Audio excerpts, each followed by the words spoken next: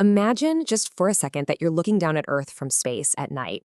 You see these massive glowing webs of city lights stretching across entire continents. Okay, now bring that focus way, way in. Down to the glowing screen of your smartphone, the processor in your computer, the incredibly complex brains inside electric vehicles and orbiting satellites. Everything, and I mean everything, in our digital modern lives is built on a microscopic foundation. So today in this explainer, we're going to zoom all the way down, past the circuit boards, past the microchips, right into the atomic level, to look at a single silicon crystal. We are exploring the tiny hidden engine that runs absolutely everything, the PN junction. But before we can get to the solution, we kind of have to understand the paradox here. How exactly does pure silicon power our digital world when on its own it is a truly terrible conductor of electricity? I mean, it's completely counterintuitive, right? We live in this massive, high-speed macro world powered by electricity, yet the base material we use to build it all naturally resists electrical flow. To understand how we solved this microscopic problem and essentially hacked nature, well, we need to break down the science. So here's our roadmap. 1. The heart of electronics. 2. The magic of doping. 3. Forming the PN junction. 4. Controlling the electric flow. And 5. Powering our modern world. All right, let's dive into Section 1, the heart of electronics, the limits of pure silicon. 4.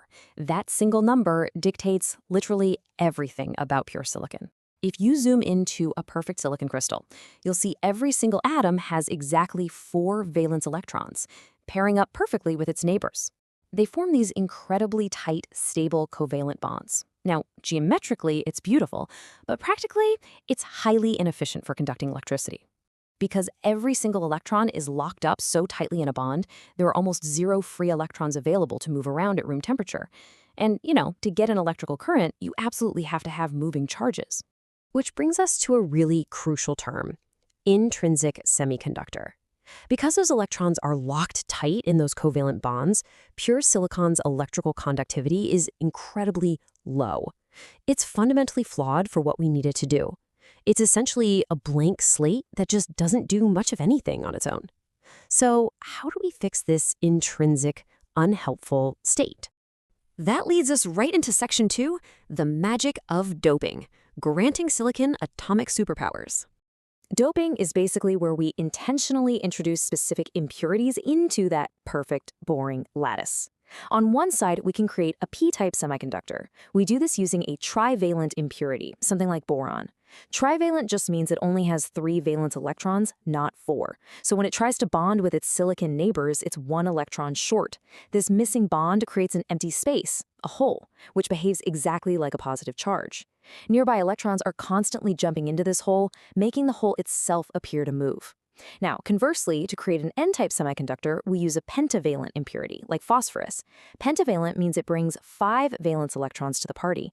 4 of them lock into those tight covalent bonds. But that 5th electron, it has nowhere to go. It becomes a free electron zipping around rapidly and acting as a negative charge.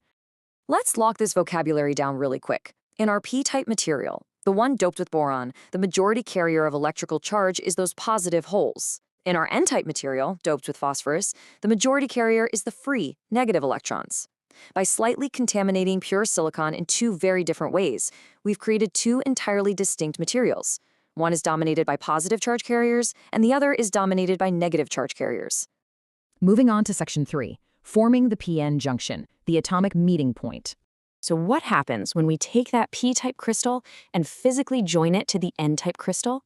It sets off this dynamic, chaotic, multi-step chain reaction right at the atomic level. Let's walk through it together. The exact moment these materials touch, step 1 triggers diffusion. Nature hates imbalance, right? So those abundant free electrons on the n side rush across the border into the p side, while the positive holes from the p side rush into the n side. Then, step 2 happens almost instantly, recombination. As they cross the border, the free electrons fall straight into the empty holes. They basically cancel each other out right there near the interface. Because they cancel each other out, step 3 occurs. A depletion region appears. This is a zone right at the border that has been completely emptied or depleted of its free-moving charge carriers. And finally, this leads to step 4, the establishment of a built-in electric field, which stabilizes the whole system. This depletion region is absolutely crucial. It's the ultimate gatekeeper in all of electronics. Think of it as this glowing, transparent wall right in the dead center of our material. Because the mobile charges have canceled each other out in this specific boundary area, it now acts as a physical barrier. It literally stops the rest of the electrons and holes from naturally diffusing across. But why exactly does it stop them? Well, it's all about a built-in electric field. Remember those impurity atoms we added earlier during the doping process? The boron and phosphorus? Well, when a phosphorus atom on the N side loses its extra electron across the border, that atom becomes a positively charged immobile ion. It's stuck in the lattice, but it has a positive charge. Conversely, when the boron atom on the P side accepts that electron, it becomes a negatively charged immobile ion. This creates a solid wall of positive ions on one side of the border and a wall of negative ions on the other. This invisible electric field acts like a forceful wind, slamming the gate shut and pushing back any new electrons that try to cross over. We have effectively built a microscopic dam. Which brings us to Section 4, Controlling the Electric Flow, Keys to the Gatekeeper. This right here is the real genius of the PN junction, biasing. If we hook up a battery in forward bias, meaning we connect the positive terminal to our P side and the negative terminal to our N side, we're pushing charges toward the center. This external pressure forces the depletion region to shrink. The internal barrier decreases, the gate flies wide open, and a bright, steady current flows smoothly across the junction. But if we flip that battery around in reverse bias, connecting negative to P and positive to N, the battery acts like a vacuum. It pulls the charge carriers away from the center. The depletion region widens massively. The barrier increases, and the gate slams totally shut. Only a tiny, basically negligible leakage current gets through. With just a slight adjustment of voltage, we can turn an electrical current fully on or fully off with absolutely zero moving mechanical parts.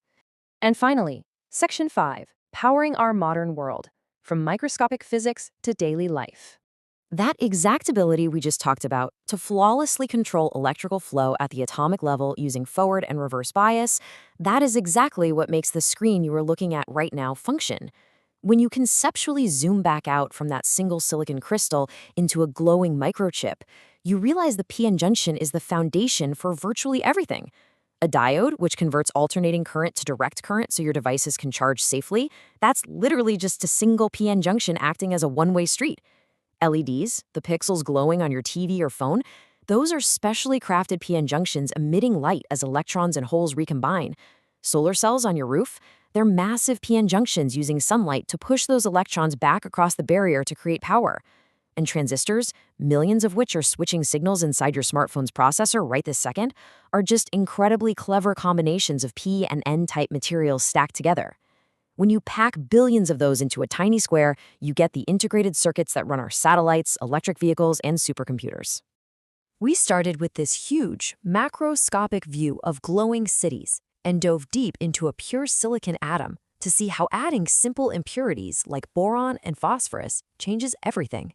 We watched that magical depletion region form, acting as the ultimate gatekeeper, turning a totally useless piece of silicon into the beating heart of all modern electronics. It really makes you think, if manipulating single atoms, creating these invisible electric fields and barriers built our entire modern digital world, what incredibly complex, invisible, microscopic structures will we discover next to power our future? I'll leave you to ponder that. Thanks for joining me on this explainer, and keep learning.